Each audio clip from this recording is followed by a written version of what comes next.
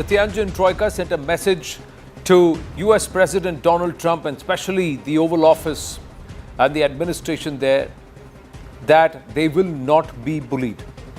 When the three heavyweight leaders, Prime Minister Narendra Modi, President Xi Jinping and President Vladimir Putin were seen together and these pictures went viral across the world, it sent out a big signal of not towing the US line and not cowing down to their empty threats or perhaps the threats and the bullying that was, or the signals that were being sent, intimidatory signals that were being sent by President Trump and the Oval Office.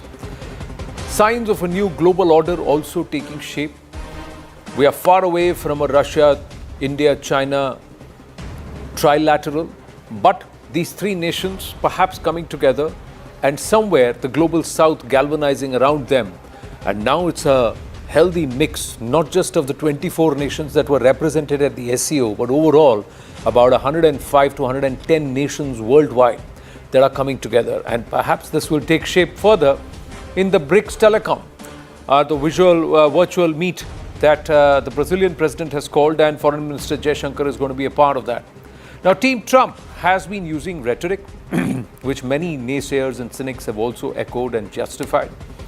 The FM slammed Nirmala Sitharaman, that's the finance minister, in a conversation with the Network 18 group editor-in-chief Rahul Joshi, also dismissed all these conversations and said that Bharat is focused on the path ahead, the path of not just reforms but also relief to the Aam Aadmi and to try and fuel domestic consumption via the Swadeshi push. But eventually, it is not just make in India, but it is also make for the world, the Atmanirbhar Bharat vision. Listen.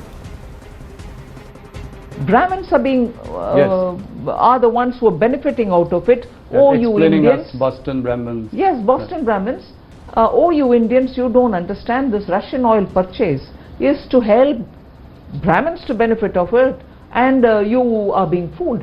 Exactly the same divide and rule principle which the British used here, which the imperialists used here. And even today you have the friends of the imperialists telling us, no, you know, the expression Boston Brahmin is this and not that. Who damn cares? I'm sorry. Yeah. Who damn cares? I want Indians to think for ourselves. I want those Indians who are now defending that language to get up and say, we are free from you all. Now for over 75, 80 years, we'll mind our business, we'll take care of ourselves, refrain from using these words. Should have been that voice. That not being the voice, and upar se to teach us saying, don't you know the meaning of this expression? Outrageous. She was quite unsparing there, and frank, plain speak coming in from the finance minister, who's just slammed detractors and said, shed that colonial mindset. This entire divide and rule policy is something that Bharat should not succumb to. But even as naysayers back that rhetoric, the MEA also called it misleading. Listen. Regarding the post, I have no comments to offer on this post at this point. We have seen the inaccurate and misleading statements made by Mr. Navarro, and obviously we reject them. So Bharat very politely rejects whatever was coming from there. The other side is those within who Finance Minister Nirmala Sitharaman openly called out and said, you should be talking of Bharat not trying to kowtow or try and toe the same colonial line and the colonial mindset and that entire formula of divide and rule. Don't try and justify and back those who want to divide us and who don't want us to progress. Bharat has shed this mindset. Bharat is free, and that's what we need to power on, that sentiment. Meanwhile, from tariffs to dead economy jibe, Finance Minister Nirmala Sitharaman came through with a point-by-point rebuttal. I may not be able to comment on, let's say, foreign head of the state commenting on it. It is the cynics within India who worry me. It is the naysayers within India who worry me. Assume somebody had said it, head of state has said it. Building India together, and all of us together building India, are we going to carry those tales or stories or observations which somebody else says, and then repeat that here, oh, you know, so and so has said this, India's a dead economy, we knew it, this is happening, that's happening. India requires its citizens to be respected. They are toiling and struggling and working at this time when we are trying to create more opportunities. Do we need the naysayers to even borrow such observations, be it as it may that it is coming from a head of state? Do we need our own people to use these expressions? It is undermining not the government, you are undermining our citizens' efforts. And a responsible opposition, I wished didn't repeat these lines, but I think it is, I would react only to what our people are saying rather than a head of state elsewhere. So now that you know tariffs with the US are at 50%, what is the likely impact on the GDP going forward? But with the reform like this, many of that should be offset. It's a dynamic situation where you're moving from one to another with newer players coming in, newer factors coming into play. We will come out with something to handhold those who are hit by the 50% tariff from the US. This has been said earlier. I've met up with the delegations when I went to Chennai in recent past few days. Well, she is the finance minister of the fourth largest economy in the world, soon to be the third largest economy, and proudly that is Bharat. And you must watch this most direct interview of Nirmala ji. There is a repeat telecast at 8 p.m. this evening, 7:55 p.m. this evening, unmissable and perhaps the most engaging, candid 45 minutes in a long time from the finance minister. Meanwhile, President Donald Trump has woken up early in the US of A and he's again taken to social media. Perhaps the world is tired of this entire social media diplomacy. He will have to perhaps tone that down if there has to be conversations with Bharat. But till the time he doesn't do that, here's what he said. He's taken a swipe at the Tianjin Troika, as we would like to call it here at News 18. And he says, looks like we've lost India and Russia to deepest, darkest China. May they have a long and prosperous future together. Let's go across to our guest this evening, Lieutenant General D.P. Pandey, former GOC 15 Corps of the Indian Army. Professor Brahma Chalani is with us, Strategic Affairs expert, and Professor Andrew Latham, International Relations expert and professor at the Macalester College. My namaste to everyone, to our guests. Thank you very, very much. General Pandey, I'd like to begin with you, please, and your understanding of the finance minister's approach, the government's approach vis-a-vis Donald Trump's observation this morning, saying we've lost India and Russia to deepest, darkest China. So I will split that social media tweet into two parts. One is the lost part, which I'll cover later, but we really need to thank him for his great wishes for a prosperous Russia, China and India, which of course, I think he's forcing the future and maybe he's just trying to talk of it. And that is where we will be the way we are progressing. But coming on to this part of losing to an embrace, Anand, I think he also very well knows that neither India nor Russia, of course, Russia has got certain compulsions of now, but neither of the two countries are going to get into an alliance kind of a thing, to get into an embrace of this or that. And that is what he's trying to push in a rhetoric manner towards his own policy makers and his own vote bank, actually trying to tell them that last about 2 decades worth of the American policy towards engaging building a strategic bridge with India is possibly a folly, and therefore what he has possibly done through this expose of tariff thing possibly exposed India's moving towards the Russian side or the Chinese side. So there are a number of factors. When he makes these statements, he's trying to address to a number of people in this one statement. It's just not restricted to only India per se. So I think that is one part. The other issue, which I think I'll very quickly go to what Finance Minister has said.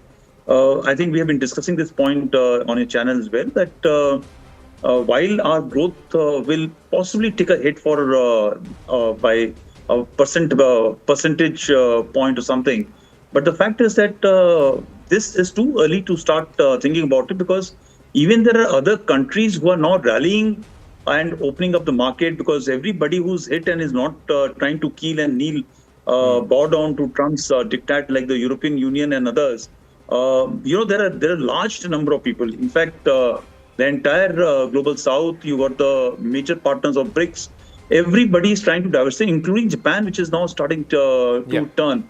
When you look at all this, I think the market which she was referring to, the people who are going to take a hit, will also find markets toward these end and these sides. And the moment she talks of hand-holding, I think will be the pressure for the political part of the government will be relieved to an extent. And it's just, I think, also the number of statements which is coming from the Trump side now is actually being toned down. It is more of retrospective. It is some sort of a regret which is happening. And if you see his earlier statements, even in Trump 1.0, he has this very high bombastic thing, then it goes down, and thereafter he starts changing tone. And that is where the fear is. And this is what I will recommend to our policymakers or people who are discussing, that in the very start, he has been talking of this Russian-Ukraine war as a Biden's war, right? And now suddenly, if you look at it, the entire scope has shifted from there. And the chatter has become it's Modi's war, which is happening. Yeah. So we need to wind back and talk about it, that you've been talking about this as a Biden's war. But let's say in Alaska, if the deal was struck with the Russians, okay, we are very happy, things are fine, we'll go ahead with the trade deals and stuff like this.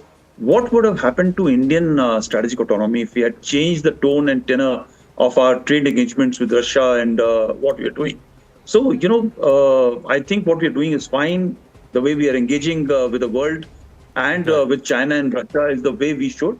And these dates were prefixed, as we have discussed earlier also. SCO just not happened. Yes, the entire sheen of SCO, which is focused onto security matters, has shifted to tariff, and the symbolism has shifted something like trying to protect or defend or be aggressive on this thing. But surely India is not an anti-US, or nobody's in an anti-US alliance. Right. Neither is the Chinese or not the Russians. Well, the Chinese continue to engage very actively with the Americans, and Trump, while with all his bluster, he's got one of his biggest trade exposures are with the Chinese, and he's got a trade deal in place with China, but he does not have one with Bharat. So, this entire shifting of the goalpost, yes. But Professor Andrew, do you believe Trump is trying to now tone it down and perhaps swing his MAGA base away from his earlier rhetoric and turn them towards a possible deal with India? Is that what's happening? How would you read it, G? I think tonally there's been a shift. It's yet to be followed up with policy. But I will say this too. I think if we run the thought experiment, and Trump had said nothing disparaging about India and had not slapped on 25 and then 50% tariffs, Shanghai would have looked exactly the same. Why? Because those three leaders are pursuing their country's national interests. Well, let's focus on India.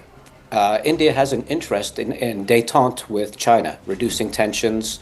It has a long-standing interest under the banner of strategic autonomy or multi-alignment with good relations, friendly relations with Russia. And for the last 25 years, it has had a vested interest in good economic and geopolitical relations with the United States. And we saw part of that strategic autonomy agenda being played out in Shanghai. And Trump has complicated the other part of that, which is the U.S.-India relationship, but deeply, at a deep level. There's a lot of froth on top of the ocean. And if we look at the currents underneath, Indian and U.S. trade relations are improving. There's likely to be a deal done, a trade agreement done in the next month or two. The military and geopolitical relationship is solid. India is still a defense partner of the United States. It's still signed up to all kinds. The U.S. and China, India are signed up to all kinds of agreements in the defense realm. Those haven't changed. So I think it's easy to read too much into Shanghai. I would note too, as many people know, that if you look at the parade the next day, Prime Minister Modi wasn't there. Neither was the head of government or state of Singapore or Cambodia or Japan, obviously. So I think it's a mistake to read too much into the optics of Shanghai. Having said that, though, recognizing that this is not the unipolar moment, this is a multipolar world. The American order put in place after the Second World War is fraying and even falling apart. And we're in an interregnum now where we don't know what the new order is going to look like, and everybody's trying to shape it to their advantage. And it remains to be seen how that's all going to shake out. Brahmaji, something new forming here? The irony is that in Trump's first term, he took the relations with India to new heights. The US-India relationship flourished in Trump's first term. And now in his second term, he is dismantling that relationship. For example, he has unleashed 3 attack dogs. Peter Navarro is one of them. The other is Scott Bessent, the Treasury Secretary, and third guy is his own top economic advisor, Hassett. But it turns that they are attacking India. And they've done a great job in turning Indian public opinion against the US. This is counterproductive to America's own interests. Why would they turn Indian public opinion against the US? Because Indian public is one of the most US positive publics anywhere in the world. But look at the outpouring of anger toward the US in recent days because of these attacks by Trump's attack dogs. This latest social media post of Trump is part and parcel of his attempt to pressure India to accept a one-sided trade deal. This is how it all began. Yeah. This Russian oil business was also an instrument to coerce India to accept a lopsided trade deal. And to make matters worse, he's treating India worse than China. Today he's calling China deepest, darkest China. But he has spared China secondary sanctions, even though China is the world's largest importer of Russian oil and gas. He is making overtures to China. He wants a summit meeting with Xi Jinping. And today, for the first time, he has attacked China by calling it deepest, darkest. In fact, that post reflects Trump's own darkest thoughts. Because, for one, the US-India relationship has not ruptured. It's going to be repaired. And there will be a trade deal eventually. But more importantly, India is not lost to China, certainly not. There's no indication that India has embraced China. What Modi has done is to initiate a calibrated détente with China, but this is not his first attempt at rapprochement with China. This is a third attempt at détente with China. And we know the last 2 attempts at rapprochement with China by Modi failed miserably. Nobody can say that this third reset attempt of Modi is going to make progress. What we are just seeing is a calibrated attempt to mend relations with China. To what extent that will succeed, only time will tell. Right. As well as even Russia is not lost to China, because Russia and China are historic rivals. Russia has been pushed closer to China by US policy. But Alaska summit was clearly a signal to undo the damage that US policy has inflicted by creating a de facto Sino-Russian alliance against the US. In Alaska, Trump was wooing Putin.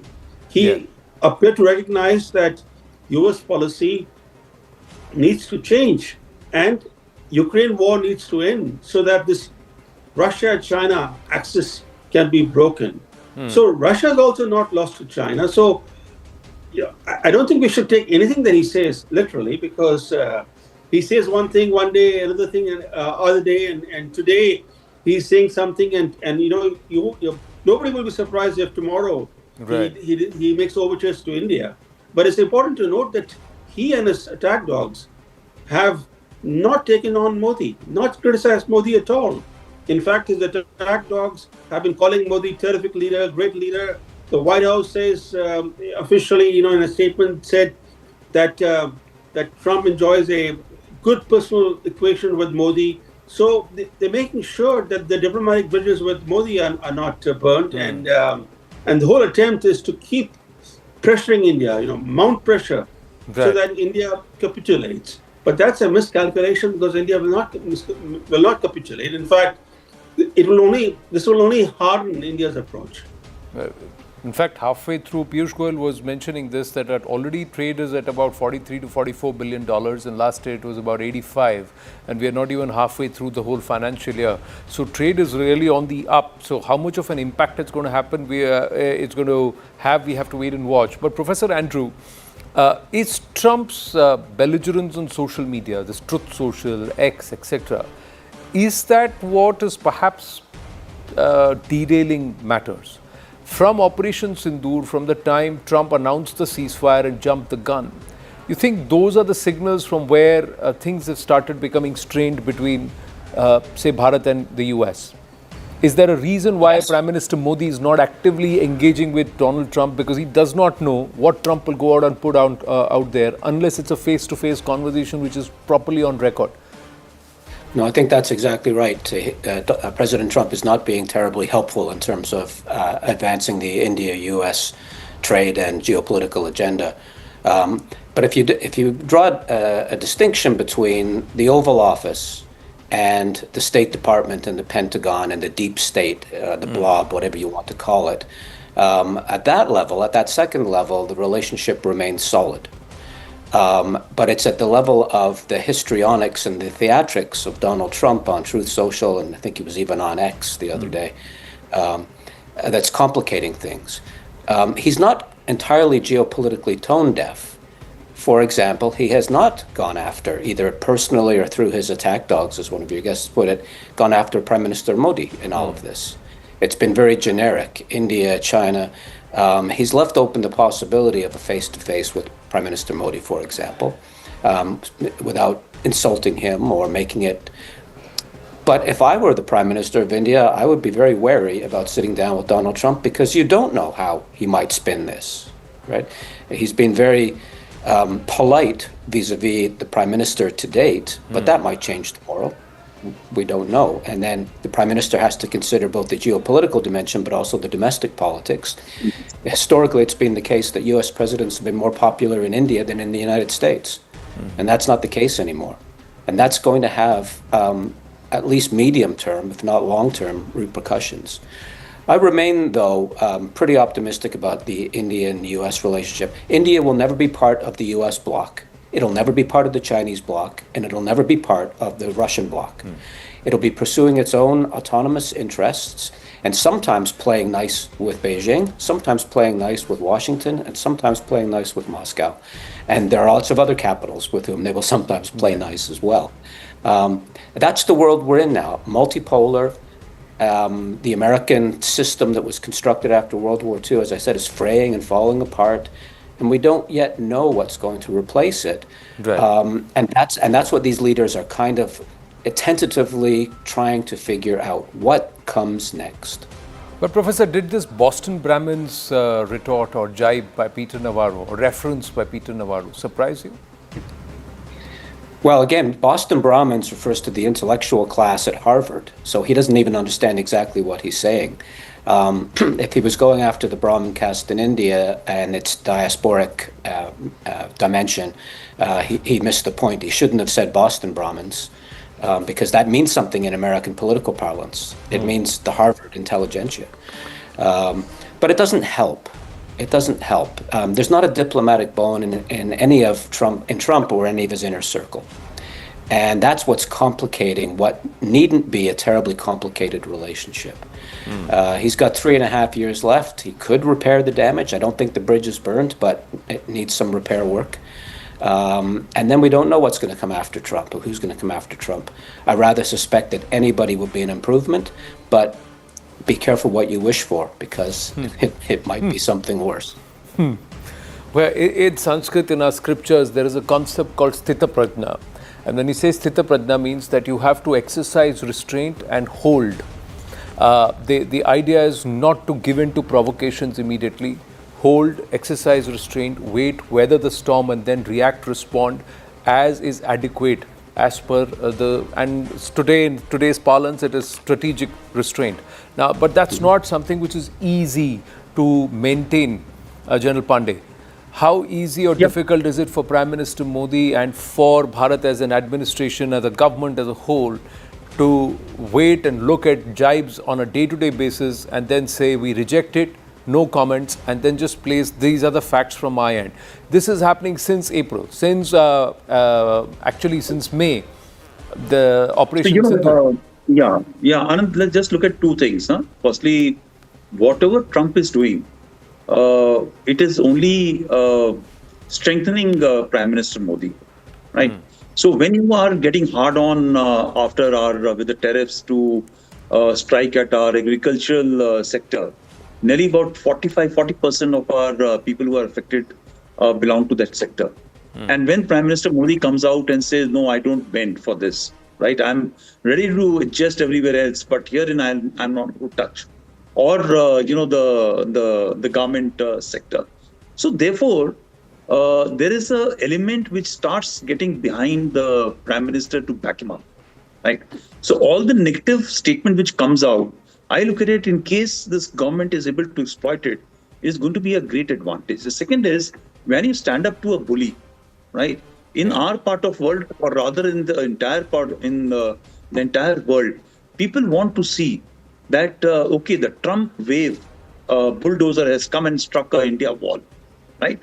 So this also gives them a strength in terms of in long term, right? And it showcases that, look, on the north, the China bully went across in Doklam and Galwan, and they blinked first. And now they are back to the game to try and placate India or the Indian leadership. And herein where Trump has come about so strongly against India in terms of tariff, and the country stands up to him. It against the political mileage is being driven by the Trump and his policy makers inadvertently. I look at that way, in case the political system here exploits it. The second is that when Trump came, on that rhetoric of MAGA, make America great again. And yes, I totally agree. You may wish and get what you wish for. I, for one, and I can assure you, the majority of the Indians were really hoping that Trump should come into power, and possibly there will be a better world order and better engagement with India, right? Trump 1.0 will be revived. But we wish for it, and we got something which is much worse than Biden, possibly. So this attempt of making America great again, the way he's dealt with the world leaders, it is not only with India.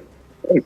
At least the Indian Prime Minister has not gone to White House and being schooled the way the South African President or Zelensky or the European leaders were done.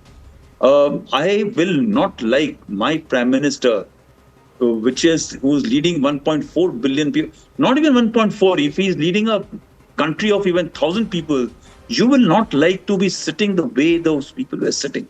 It was something very, very sad the way it has happened. So while you come with a bluster for make America great again, wear the caps and everything, but your conduct possibly at the diplomatic and the political level requires to be managed and measured. I just feel that he's burning the bridges with everybody else. Everybody who's skilled and kneeled. You imagine the saddest part, that the Prime Minister Modi is going to visit for SEO, and Zelensky has called him up and said, please have a chat. Correct. So in fact, both of them called even after Alaska. So they had a chat with Prime. So I think that perhaps yields results for Prime Minister Modi and for our government when I underline Sthita Prajna, steady wisdom, fixed intelligence, and it's a steady resolve. So you hold a position of equanimity, don't try and react to things, wait, use your wisdom and then move forward. Whether or not that will be manifest even at UNGA, we'll have to wait and watch whether the Prime Minister travels and then there a thaw in these equations, and does Trump resort to conversation rather than posts on social media. We'll have to wait and watch. Gents, always a pleasure speaking with you. Thank you very much for your time. We're going to quickly segue into another interesting conversation I had just earlier in the week. Bengal Files is out in the theatres, and here I am in conversation with Pallavi Joshi.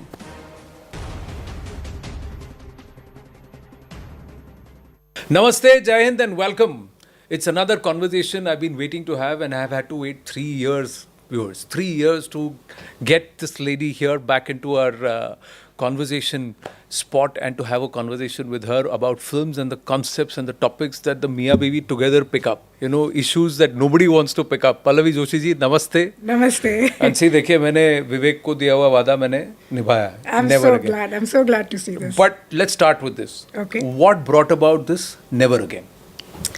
First of all, thank you. You're endorsing this.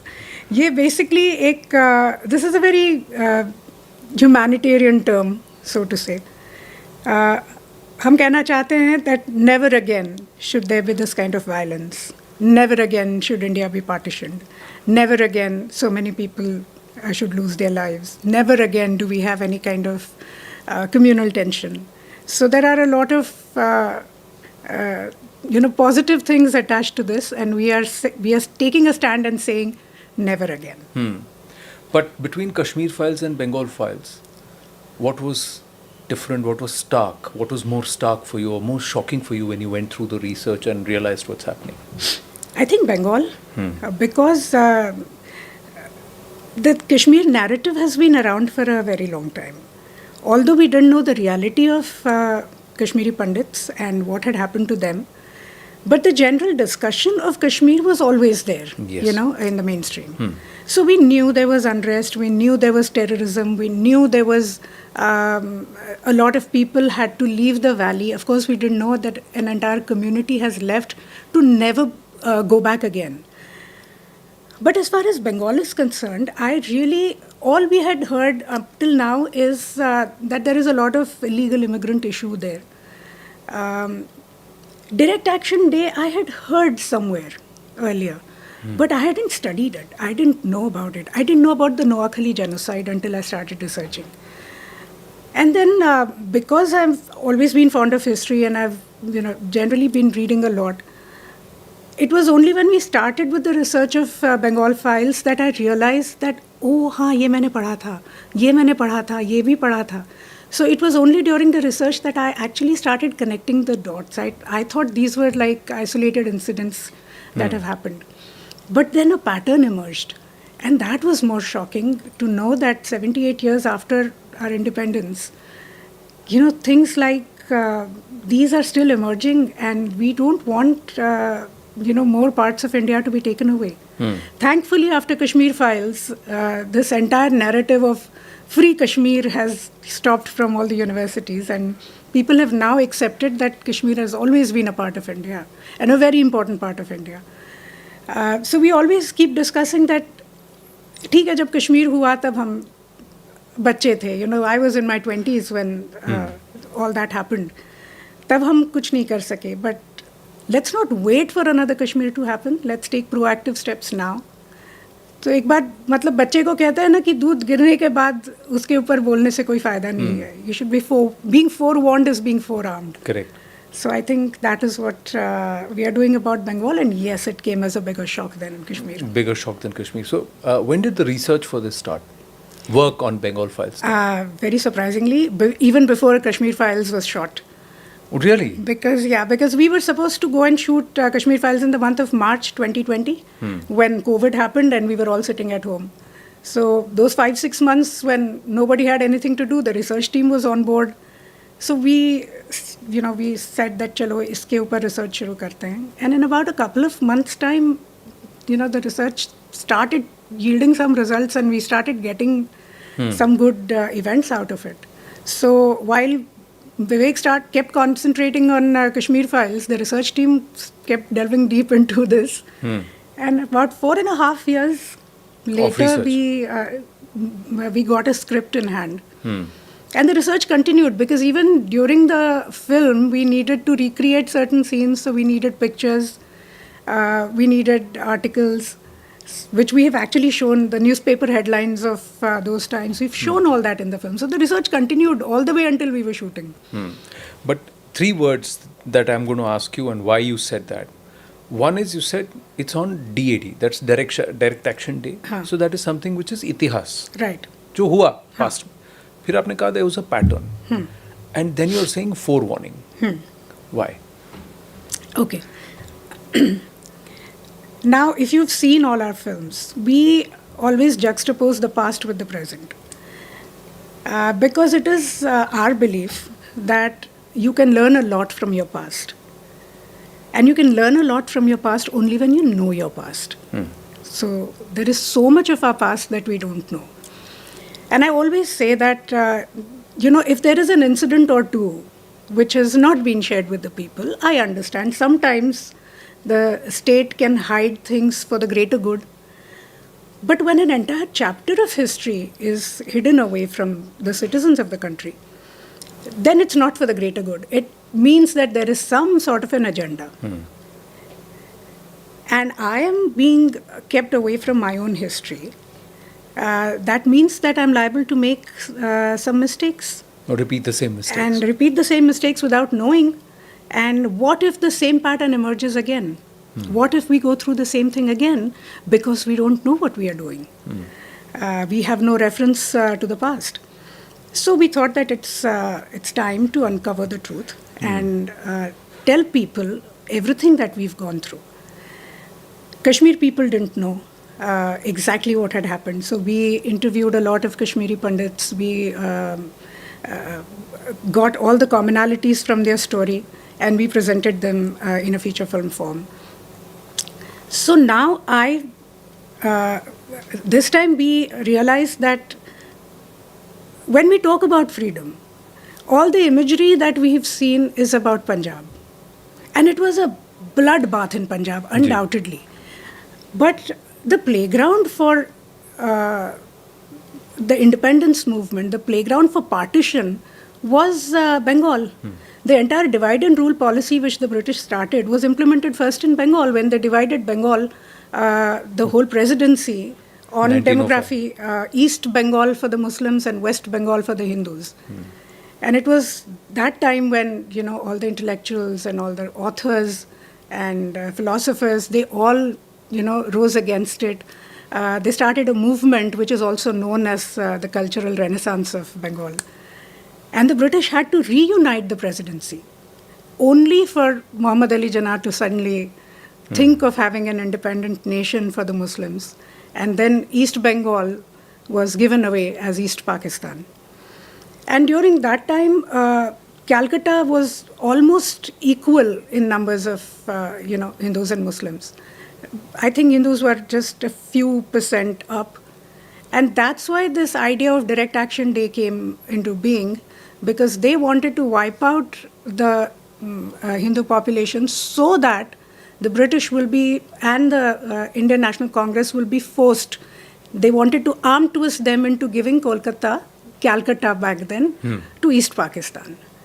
But of course, that was unsuccessful. And then that led to the Noakhali genocide. Now, if this hadn't happened, if the partition, we had said no to partition, and if we probably had a stronger voice back then, maybe the Direct Action Day wouldn't have happened. Maybe the Noakhali genocide wouldn't have happened. And all the innocent people who lost their lives, who had no stake in the matter whatsoever, they were just collateral damage, 40,000 people killed in one day. It is an alarming number. Ji. So I think all of us, and I'm not just saying Hindus, all of us Indians, coming from all different faiths, should know what the country has gone through, should know what the innocent people have gone through. It wasn't just Hindus who got killed there, right? When there was retaliation, there were equal number of people from other faiths also who got killed. So why such bloodbath? Why such inhumanity? Just for a piece of land? Is it just a piece of land or is it a thought continuum? Because interesting that you say that soon after Sheikh Hasina's ouster, the intel notes that came through out of Bengal and the worst whispers, chatter, what was spoken on social media was the Greater Kolkata project. So it's the same thought continuum. Right. Let's look at the Sambal report in Uttar Pradesh, where 45% Hindus now are 15%. Over the last 4-5 decades, it's been systematic cleansing, over 15 riots to demographically change, alter the shape of that entire region, where Sambal is supposed to be a Harihar destination. The 10th avatar of Vishnu, Kalki, is supposed to be born in Sambhal. So that's how important it is in Uttar Pradesh for Hindus. Right. But it's a Muslim majority today. 85% Muslims, 15% Hindus. And now the report is also, indication is that they said that these riots that happened in 2024, the intention was to wipe out the remaining 15%. Now when you say pattern, there is a formula which is evident. You think this country does not understand what's going on? It happened in Kerala with the Mopla riots. Correct. In Malappuram. Even Kohat, similar thing happened, Northwestern Frontier. What, this was never taught to us. Are you a little shocked that it's never been taught to us? I'm very angry. I'm not shocked. I'm very angry that this was never taught to us. See, I'll tell you what, any leader of any country can be only as strong as the voice of, the citizens. Now, if we don't unite together as a country and say that this is what we want and this is what we are saying, never again, the government will have to come down and, give us what we want. Ultimately, they also have to win elections, so they have to please the people. हमारी तरफ से demand नहीं आएगी तो कैसे चलेगा? हमारी तरफ से डिमांड नहीं आती because we don't know. हमें बताया ही नहीं किसी ने. आजकल के बच्चे तो छोड़िए, even I wasn't taught about this in our history books. हमें क्या पढ़ाया जाता था? Boston Tea Party, the Aboriginals, the Maoris. अरे उनके बारे में ठीक है, पढ़ना चाहिए उनके बारे में भी, वर्ल्ड हिस्ट्री पता होनी चाहिए, but not at the cost of your own history ना. तो ये सिस्टमैटिकली हमारे सब टेक्स्ट बुक्स में से निकाल दिया था. एंड एट प्रेजेंट सिचुएशन जैसे आप बता रहे हैं, see what has happened in Murshidabad. A large exodus of Hindus has come out of that place. Isn't it more or less the same thing what happened in Kashmir? संदेश खाली में देखिए आप क्या हुआ. When Shahjahan Sheikh, I think उनका नाम था, उनको जब अरेस्ट किया, I think the courts have said that if we open all his cases and look at all the atrocities against women, सिर्फ एक decade लग जाएगा only to talk about his crimes. Forget, sentencing him after that. तो इतना crime अगर वहाँ पे चल रहा है, इलीगल इमिग्रेंट्स आ रहे हैं, लैंड ग्रैबिंग हो रही है, वहाँ पे प्रॉन फार्मिंग कर रहे हैं, वो सॉल्ट वाटर डाल के सारा सॉइल ख़राब कर रहे हैं, ये सब सबके सामने हो रहा है. The whole country comes to know about it because it's coming in the newspaper and the governments are not doing anything about it. तो लोगों को आवाज़ तो उठानी चाहिए, और लोग आवाज़ तभी उठाएंगे जब उनको सच पता चलेगा.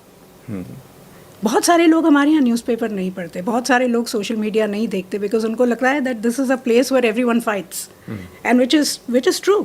आउटरीच बहुत होता है हमारे यहाँ. So even I keep away from social media for that matter, but because I have a keen interest in the socio political situation of the country, I gather my information from sources. But not everyone does that. So which is the best medium to make people aware? It is the medium of cinema. It is the medium of books. That people, step out of their house to go and watch a cinema, step out of their house to go and buy books. तो इन्हीं में से तो लोगों को हम बता सकते हैं. That's what the people of our leaders, our great philosophers of earlier times did. Newspapers छापा करते थे, वो editorials निकाला करते थे. That's how they made people aware. You took the movie abroad first? Yes. To the US? Yes. Why and how was the response? The response is phenomenal. It kept growing with every screening, and by the time we came to the last few screenings, the last 3-4 screenings were just out of this world. The reason why we took it outside was because we tried this first with Kashmir Files. A lot of our research for Kashmir Files had come from US, because there is this association there called the Global Kashmiri Pandit Diaspora. So they had approached us, asking us to make a story on Kashmir. And then we wanted to meet the victim families, so they facilitated the whole thing for us. और अभी बेचारे कश्मीरी पंडित इतने scattered है ना world over, तो जितने हमको US में मिले हमने उनको जाके इंटरव्यू किया. We interviewed few in UK, in parts of Europe, Singapore, Jammu, Pune, Bangalore, wherever we could find them. So obviously उनके ऊपर जब स्टोरी बनी थी तो सबसे पहले उनको दिखाना ज़रूरी था. So we took Kashmir files there. And in this film, because we are, relating the two states and saying that this shouldn't happen here, the main lead of our film is a Kashmiri Pandit. And I think this is for the first time in the history of cinema that anyone has, made Kashmiri Pandit the protagonist of their film, which is not related to Kashmir. So when they heard it, they said, you should bring the film back here because, we want you to do the whole circuit again. So then we took the film there and everyone saw the film. And of course... you took it there and then you brought it to Kolkata. What Yes. happened there? Well, everyone saw what happened there. It was absolutely crazy. I mean, in all, how do I say? We knew that there would be certain problems there. But not to this level. Certainly not to this level. I mean, there was this whole media there. Media was doing its job. Obviously, they went after the manager asking him, why aren't you giving permission to run the trailer? Then when the police came, they started asking the police. And when things like these happen, there is always a frenzy. There are a lot of women journalists in that. Now, if your focus is to stop the trailer, and your focus is not the safety of women, that talks a lot about the police and administration. And I was really appalled to see that, that is not the kind of India that I had imagined that I would be living in. Were you afraid of your safety and the women around you? I wasn't afraid. Worried? I was very angry. And I think the reason why Vivek was holding me so close and so tightly was because I think he probably thought I'm going to lash out at someone. I was seething with anger that time. Oh, so that was the case. Because Vivek said, I did hold Pallavi out and then I took her out of the place because he's worried for her. He did bring me out because there was this crowd, which obviously it was difficult to navigate out of it. But I was so angry.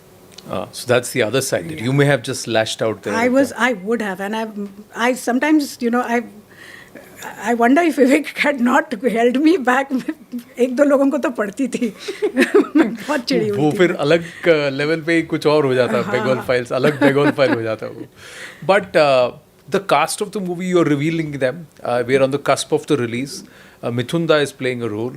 You are there in the trailer. You just said that the lead character is a Kashmiri Pandit, a fantastic actor himself. When you went, Anupam ji is there in that. He's playing Gandhi, apparently. So when you went to them, there are some of them who are standard, who would say, "Tu jab picture bana raha hai, मेरे को बता दे, क्या करना है, मैं करूँगा." I think some of them are like that. Yeah. But when you went to them with this concept and when you showed them the research, were there others? There are also Bengali actors in that. Yeah. Were there those who said, "Kyun bana rahe ho? This is going to make life difficult for me. I may or may not get work here. I may get lynched. I may just get pelted." Did they have these concerns? Surprisingly, no.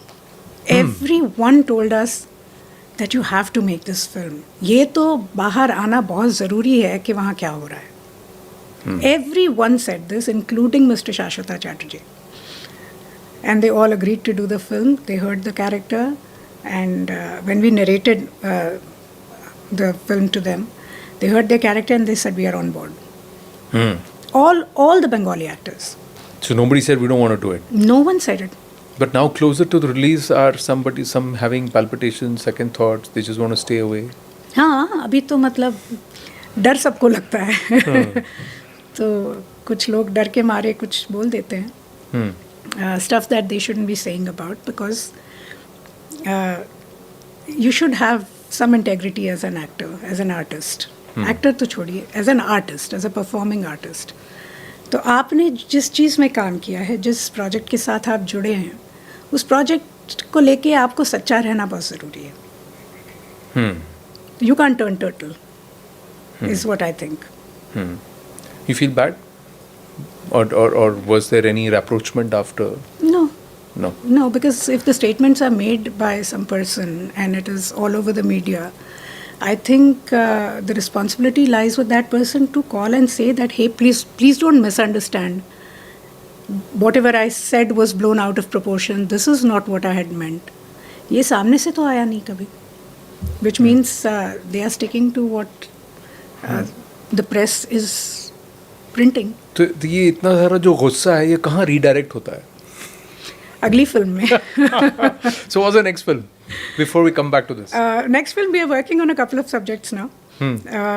हमारा क्या होता है, हम लोग research बहुत करते हैं, तो जिसमें रिसर्च हमको अच्छी मिलती है, वायबिलिटी लगती है रिसर्च की, उसमें we go ahead. So right now it's a little premature to say what exactly we are working on, but yes we have great ambitions of making Mahabharat one day. उसके लिए उस लेवल की research की ज़रूरत नहीं है because it's all there, but yes we would like to make Mahabharat without magic. Okay. And present it not as mythology but as history. History. So उसके लिए not arising out of mithya but from itihasa. The difference is very clear. वो foot long मुकुट नहीं होंगे सोने के. तो battlefield पे अगर वो गए थे तो किस तरह की आर्मरी तब हुआ करती थी, किस तरह का वो कपड़े पहनते थे to safeguard themselves. वो सब उन चीज़ों पे. But the tech was quite advanced. If you were to go by the scriptures, yeah, their technology was has to be advanced if what happened transpired during the Yuddha is true. Of course. So that will also be questioned. On that note, we call it a wrap on this edition of The Right Stand, coming to you live from the CNN News 18 Primetime Studios, brought to you by Schneider Electric Smart Home Solutions. Thank you for watching. Namaste.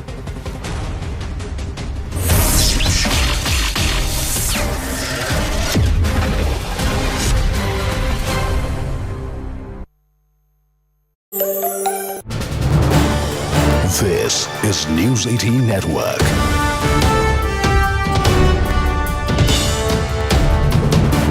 India's largest news network.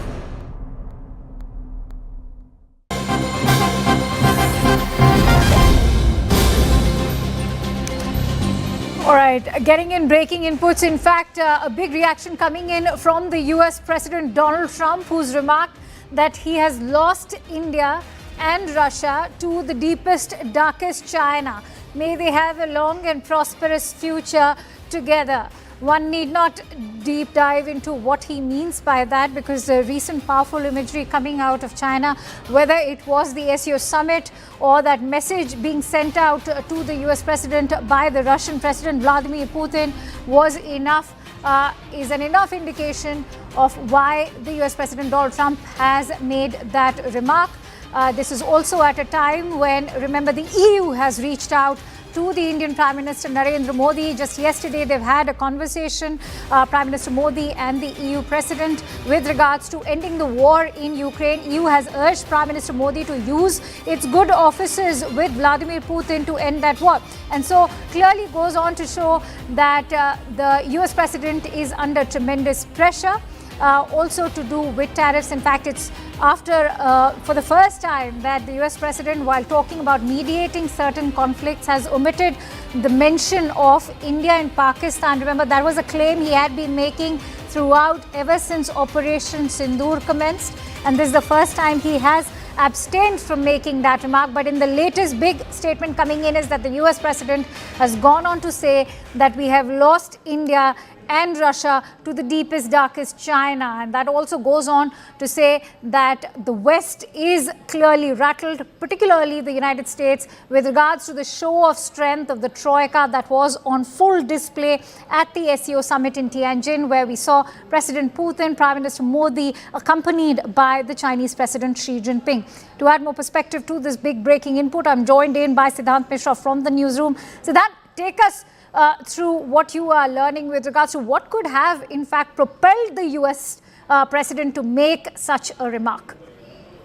Well, I think that this is Trump's way of handling the pressure which his administration has been facing, Akanksha, from last 1 week. In fact, the strategic think tankers from the Democratic side perhaps have been writing, speaking about how President Trump's tariff policy has made India pivot China and Russia. And in fact, many are saying that it was a historic blunder which he has committed. In fact, many are saying that that he has undone the 25 years of hard work that has been put by the previous administrations in the United States, and perhaps to which he don't have any answer And this is perhaps the reason that today he himself decided to accept and a kind of wordplay when he writes that we have lost India and Russia to deepest, darkest China, and may they have a long and prosperous future together. Now, along with India, he has also mentioned Russia. Now, why Russia, Akanksha? The reason is that this could also be interpreted as a failure of the Trump administration to stop the war in Ukraine. Right after the Alaska summit, there were announcements made by him that there's going to be no trilateral happening, no commitment made by the Russian side. And as far as India is concerned, perhaps, as I said, that the strategic experts have been... Siddhant, interestingly, it's also arriving a day after the EU President Ursula von der Leyen had a conversation with Prime Minister Modi. Remember, EU has vehemently urged Prime Minister to use his good offices with the Russian President to end the war. Is this also Trump's frustration of the shifting trust? Because remember, nothing, in fact, has been achieved out of the Alaska summit. And now you have EU making these overtures to the Indian Prime Minister. It's perhaps only egg in the face of Washington. Well, look, as far as the EU is concerned, then there's no doubt that India has been, very proactively taking part in speaking to both Russia, Ukraine, Russia, and the European leaders. And this has been going on not only after Trump coming to power. This has been going on since the beginning of the conflict, Akanksha. But here, how I look at it, this particular post by President Trump is that one, he's disappointed that Russian president is not coming to the table for the talks with President Zelensky.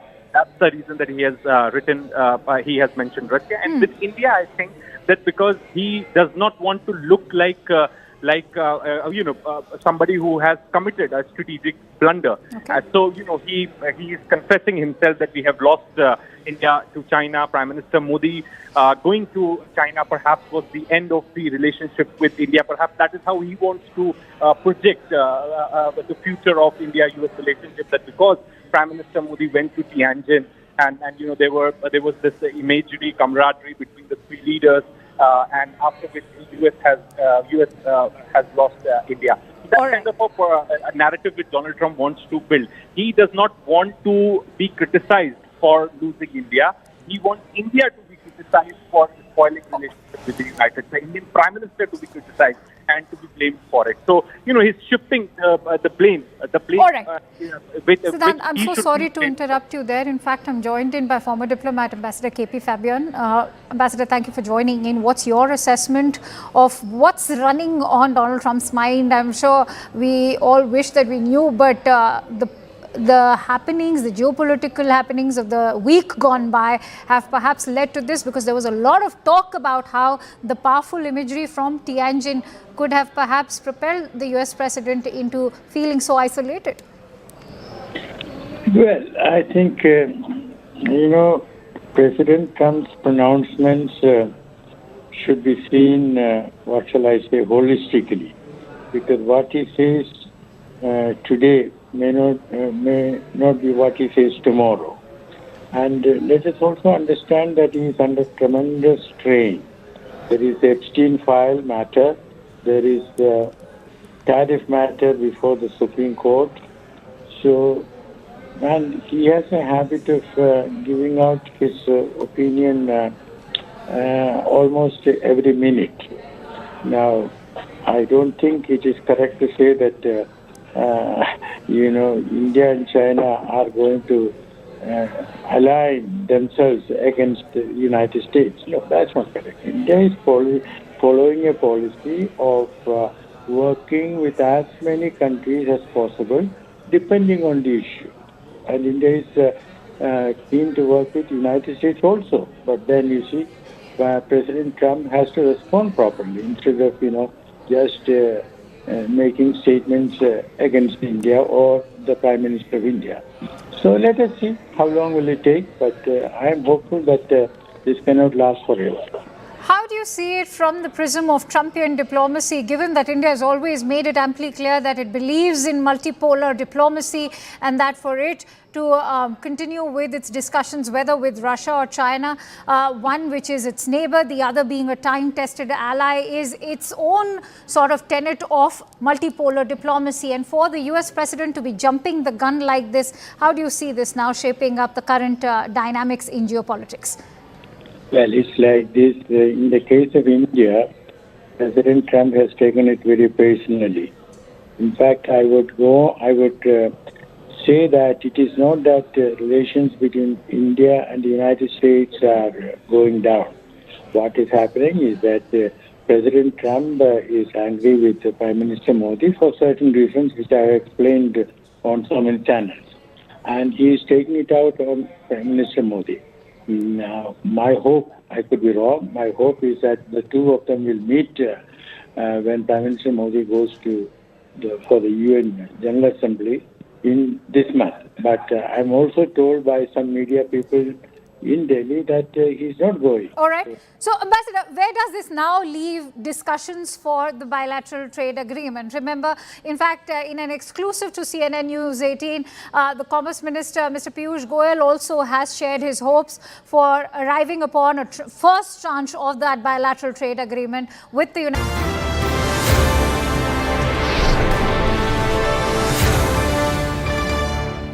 Nirmala ji, thank you so much for giving us this exclusive interview, one of your first to any media outlet. This is after this monumental, historic decision of GST rationalization. In many ways, GST 2, the second coming, there has been a lot of talk in the past. Let me begin with a broader question. From the Prime Minister's vision of making life easy for the common man, of, reducing the burden on the common man. You did it in your budget last time by cutting the income tax rate, a bonanza for the middle class. What was the vision behind this? What did the Prime Minister tell you? How did it come about?